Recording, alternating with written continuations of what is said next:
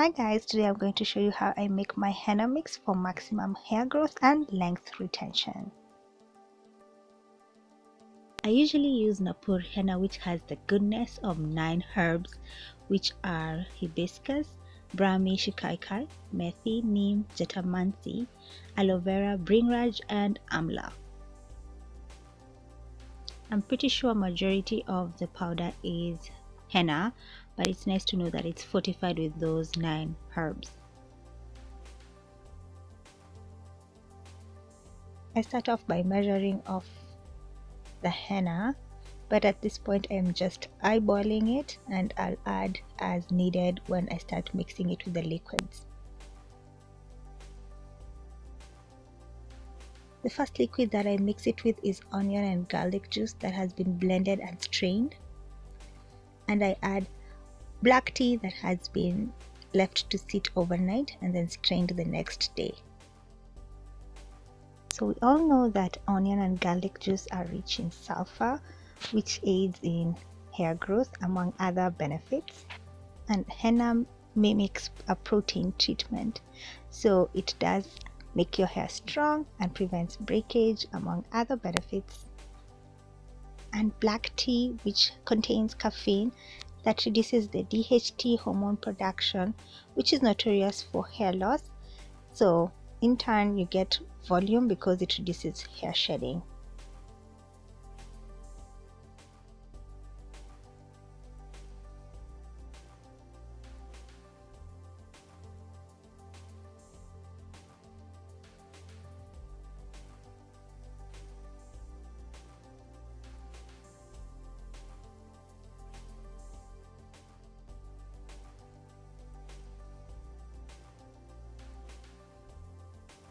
So what I noticed is that the henna was too little, and I wanted to make a batch that would last me, because I do refrigerate my mix, so I wanted one that would last me a couple of weeks.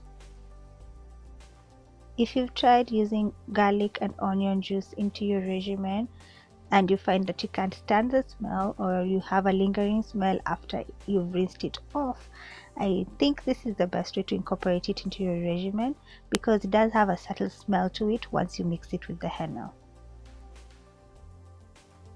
So both of my wet ingredients were really cold because I had let them sit overnight in the fridge. I do suggest you warm them up a little bit because it will help with mixing the two together with the powder. I did experience some difficulties because it was really cool, and I did have some lumps, so I had a hard time trying to mix it.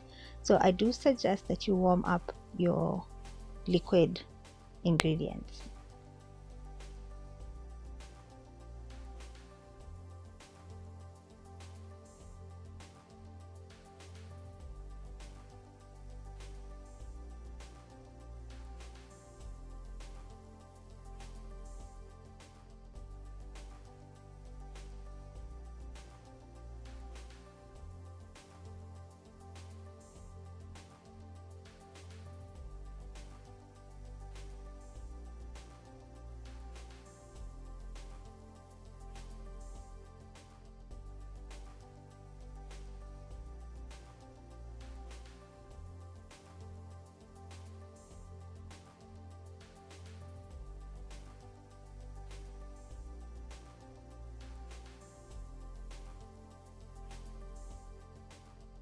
I let it sit for a couple of hours so that it can release the dye. So these are the tiny containers that I use to store the henna mix. I was trying to check for the measurements of the ounces of the container, but I couldn't see it. But it does give me like a safe range to know where or how much I need for my hair at a particular time, because as I said before, I do refrigerate this mix so that it can save me time, especially when it comes to wash day, and we all know how much time wash day can take if you have to prepare your henna on that day. So the mix ended up filling 2 containers instead of 3, which, oh my god, that means I'll have to make another batch real soon, because this just lasts me for like a month because I interchange with my DIY hot oil. If you haven't watched that video, I'll put a link in the eye, so just click on the eye and go see the same video, DIY video similar to this one, where I show you how I make my DIY hair oil.